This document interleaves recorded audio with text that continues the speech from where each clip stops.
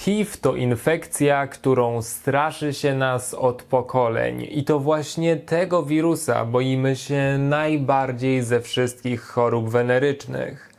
Ale nie ma co się dziwić. Miliony osób straciło przez niego życie. Naukowcy do dzisiaj nie są w stanie opracować na niego leku, a do tego liczba zakażeń w Polsce wciąż rośnie.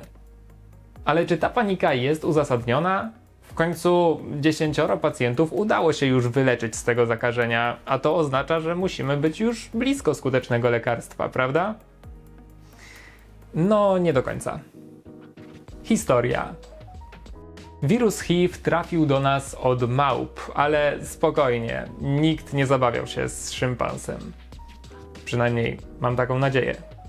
Mniej więcej w latach 20. XX wieku społeczności afrykańskie polowały na szympansy, co powodowało częsty kontakt z ich krwią i to zapewne w ten sposób wirus zaraził pierwszego człowieka. Naukowcy sądzą, że mogło mieć to miejsce w okolicach dzisiejszej Kinszasy, jednak dopiero kilkadziesiąt lat później zakażenie rozprzestrzeniło się poza Afrykę i dzisiaj HIV występuje już na całym świecie. W Polsce żyje około 35 000 osób zakażonych, co oznacza, że mniej więcej 1 na 1000 osób, które codziennie spotykamy, może być nosicielem. Ale spokojnie, kompletnie nie trzeba się takich osób obawiać, dlatego że wirus nie przenosi się podczas zwykłych, codziennych kontaktów. Rozmowa, uścisk dłoni, życie pod jednym dachem, przytulanie, korzystanie z tych samych ręczników czy sztućców, a nawet głębokie całowanie. Żadna z tych czynności nie niesie za sobą żadnego ryzyka. Sposoby transmisji. HIV przenosi się wyłącznie na 3 sposoby. Po pierwsze, matka może zarazić dziecko podczas ciąży lub karmienia piersią. Takie sytuacje w Polsce zdarzają się niezwykle rzadko, ale każda kobieta planująca zajść w ciążę powinna przetestować się na HIV, bo w dzisiejszych czasach mamy skuteczne metody pozwalające zapobiec infekcji. Drugi sposób to transmisje krew-krew. Chodzi tutaj przede wszystkim o używanie tej samej igły przy braniu narkotyków. Najczęściej jednak do zakażenia dochodzi drogą kontaktów seksualnych. Podczas pojedynczego zbliżenia ryzyko przeniesienia wirusa może nie przeraża jakoś mocno, ale pamiętajcie, że losowanie odbywa się przy każdym jednym stosunku. A poza tym w tabeli podałem wartości uśrednione, bez dodatkowych czynników ryzyka. W niektórych sytuacjach te procenty mogą być dużo wyższe. Aby lepiej zobrazować, jak dużą szansę mamy na złapanie wirusa, przeprowadźmy prostą symulację. Poznajcie Karola i Karolinę. Karol jest nosicielem wirusa HIV, choć nie wie o tym, bo wirus bardzo często nie daje kompletnie żadnych objawów lub daje objawy niespecyficzne, które łatwo można zignorować.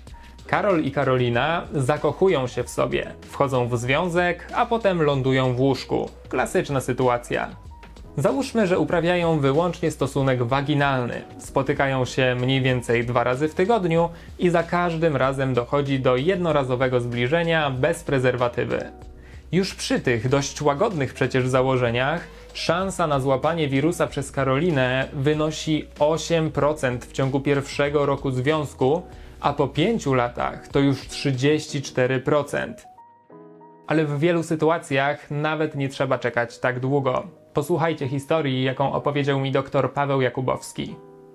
Rozmawiając o zakażeniu HIV, o tym wirusie, często kojarzymy, że to seks i to wielu partnerów, wiele partnerek. Nic bardziej mylnego. Wystarczy jedna osoba. I w ten sposób jedna z moich pacjentek w wieku 18 lat, kiedy pierwszy raz poszła do łóżka ze swoim chłopakiem, oczywiście nie wykonując ani testu jemu, ani sobie, była przecież dziewicą, to był jej pierwszy kontakt, uległa zakażeniu wirusem HIV podczas pierwszej swojej nocy, kiedy straciła dziewictwo. I tak została zakażona do końca życia. W związku z czym to, że mamy jednego partnera, wcale nie wyklucza, że możemy ulec zakażeniu. Mechanizm działania wirusa. HIV to retrowirus, co oznacza, że kiedy już wejdzie do naszego organizmu, wplata swój materiał genetyczny w DNA komórek, przez co staje się bardzo trudny do namierzenia i zniszczenia. Dodatkowo HIV szczególnie upodobał sobie atakowanie komórek układu odpornościowego, konkretnie limfocytów CD4, czyli dokładnie tych, które powinny go zwalczać. Tymczasem zaatakowane białe krwinki stają się jego bezwolnymi zakładnikami, których wirus zamienia w fabryki do replikacji. Zainfekowane komórki mają tylko jedno zadanie – namnożyć wirusa HIV, a kiedy stają się już niepotrzebne, nasz terrorysta po prostu je zabija. To z tego powodu jest tak niebezpieczny, bo im więcej limfocytów wirus zdąży zniszczyć, tym słabsza będzie odporność osoby zakażonej. Niestety, po infekcji wirus nie da żadnych objawów albo da objawy grypopodobne, przez co osoba zainfekowana nawet nie zorientuje się, że stała się nosicielem, a od tego momentu jej układ odpornościowy zacznie słabnąć. W skrajnych przypadkach może nawet dojść do tego, że zwykłe przeziębienie stanie się dla pacjenta dużym problemem. Po około 10 latach takiego upośledzania układu odpornościowego, gdy liczba limfocytów spadnie poniżej 200 komórek na milimetr sześcienny krwi, możemy powiedzieć, że wirus wywołał zespół nabytego niedoboru odporności, czyli zespół AIDS, najczęściej prowadzący do śmierci. To właśnie na zespół AIDS umarli Freddie Mercury albo Jenny z Foresta Gumpa. Niestety na wirusa HIV nie mamy jeszcze skutecznych leków, ale w dzisiejszych czasach jesteśmy w stanie kontrolować tę infekcję do tego stopnia, że osoby zakażone w zasadzie wracają do pełnego zdrowia. Co więcej, długość ich życia wcale nie odbiega od średniej społeczeństwa. Terapia. Kontrola wirusa odbywa się za sprawą leków antyretrowirusowych, które blokują możliwość replikacji. To oznacza, że kiedy nasz zakładnik próbuje z całych sił wykonać swoje zadanie i rozmnożyć wirusa, leki mu na to nie pozwalają, a kiedy zakładnik umiera śmiercią naturalną, to ginie jednocześnie jego terrorysta. Później na jej miejsce przychodzą nowe komórki, ale wirus nie ma siły, by je zarazić. Jest go po prostu za mało we krwi.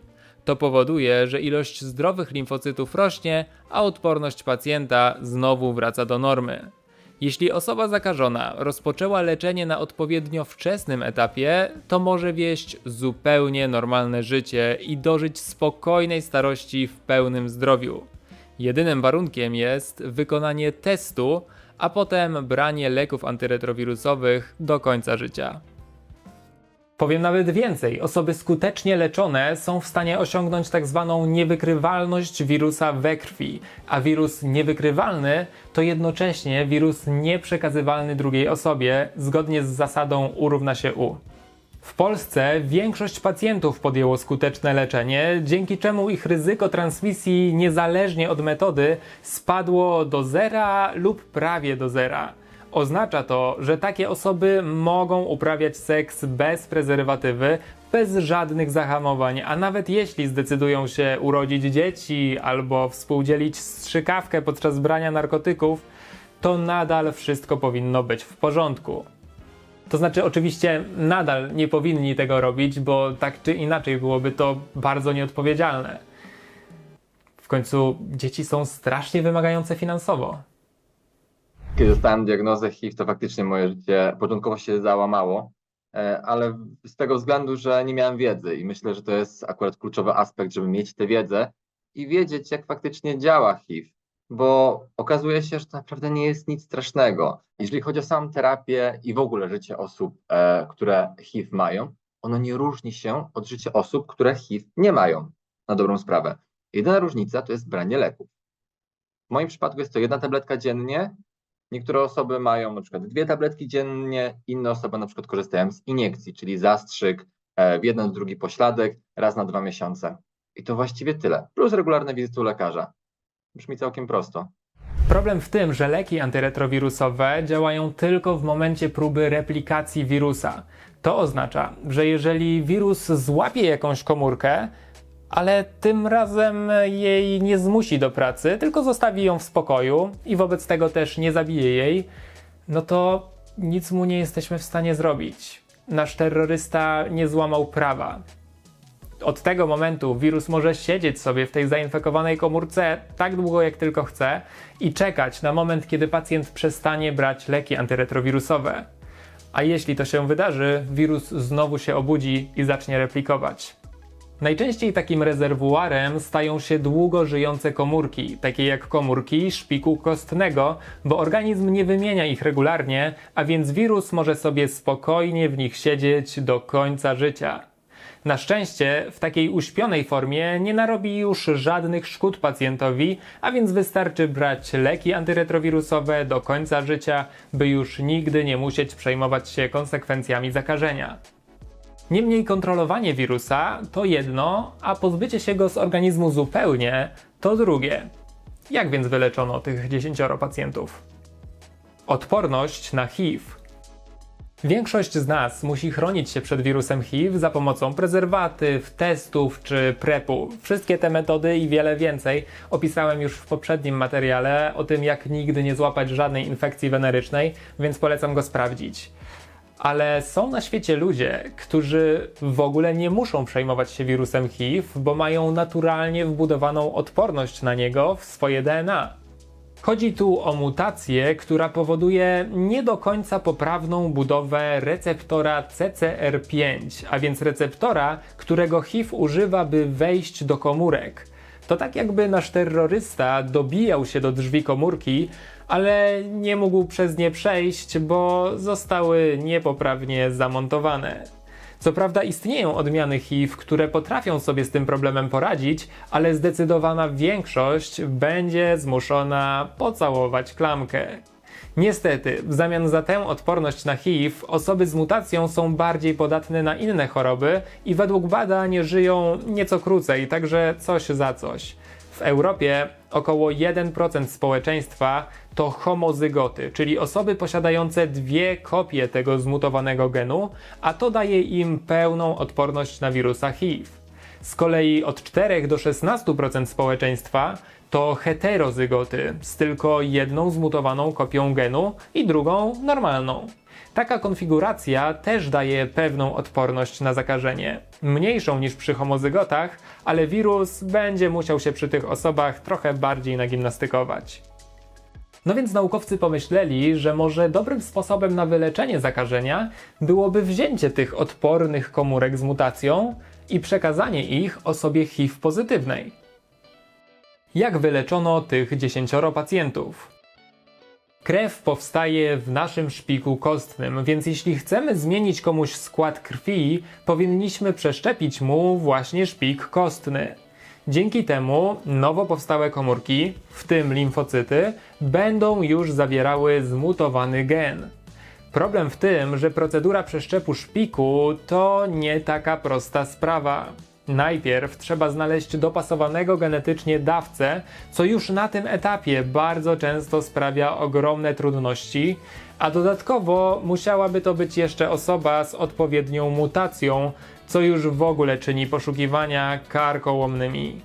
Potem za pomocą agresywnej chemioterapii należy zniszczyć szpik kostny osoby chorej na HIV, co tak naprawdę kompletnie pozbawia jej całego układu odpornościowego, a często uszkadza też narządy. Potem, kiedy dojdzie już do przeszczepu szpiku, istnieje duże ryzyko odrzucenia lub powikłań, które czasem prowadzą nawet do śmierci. Cała ta procedura i ryzyko naprawdę nie są tego warte. Z perspektywy pacjenta dużo lepiej jest brać leki antyretrowirusowe nawet do końca życia, niż przechodzić przez taką operację. Wobec tego nie możemy stosować tej metody leczenia na szeroką skalę, a próbę podejmuje się wyłącznie u osób, które i tak przeszczepu szpiku potrzebują z powodu innych chorób. Na przykład pierwszy wyleczony z HIV pacjent, nazywany pacjentem z Berlina, cierpiał na białaczkę i przeszczep był dla niego jedynym ratunkiem. Otrzymał go w 2006 roku od pacjenta homozygotycznego, a więc tego całkowicie odpornego na HIV, i od tego czasu nie musiał już brać leków antyretrowirusowych w ogóle. zupełnie uwolnił się od HIV. Niestety, w 2020 roku białaczka powróciła, no i tym razem nie udało się jej pokonać. Zmarł w wieku 54 lat, ale do końca życia nie zaobserwowano u niego nawrotu HIV. To był przełom i od tego czasu wielokrotnie próbowano powtórzyć ten sukces, ale z różnymi rezultatami. Czasami przeszczep się nie przyjął, czasami HIV jednak powrócił albo pojawiły się inne komplikacje, ale ostatecznie u 10 pacjentów udało się zupełnie zrezygnować z leków antyretrowirusowych, a mimo to wirus HIV nie powrócił. Dzisiaj uznawani są za pierwsze osoby wyleczone z HIV. Szczególnie interesującym przypadkiem okazał się drugi pacjent z Berlina, któremu przeszczepiono szpik heterozygotyczny, a więc ten o tylko częściowej odporności. A jeszcze większym zaskoczeniem był pacjent z Genewy, który otrzymał szpik w ogóle bez mutacji. Mimo to u obu panów wirus nie powrócił i naukowcy wciąż zastanawiają się, jakie mechanizmy zadziałały, szczególnie u tego ostatniego pacjenta. Tak więc tą metodą jesteśmy w stanie wyleczyć pacjentów z HIV, ale możemy ją brać pod uwagę tylko w specyficznych sytuacjach, a nawet wtedy pacjent musi liczyć na sporą dozę szczęścia, aby procedura się udała. Zdecydowana większość osób zakażonych będzie musiała brać leki antyretrowirusowe do końca życia. Ale jak już mówiłem, zakażenie to nie koniec świata i z wirusem da się normalnie żyć.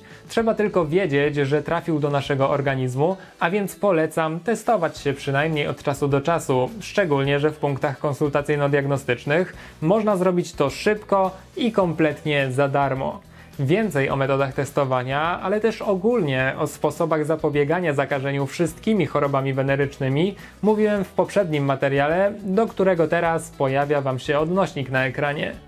Ja tymczasem dziękuję portalowi Choroby Zakaźne za pomoc merytoryczną w realizacji kolejnego już materiału o infekcjach wenerycznych, a z mojej strony to już wszystko. Do zobaczenia wkrótce. Cześć!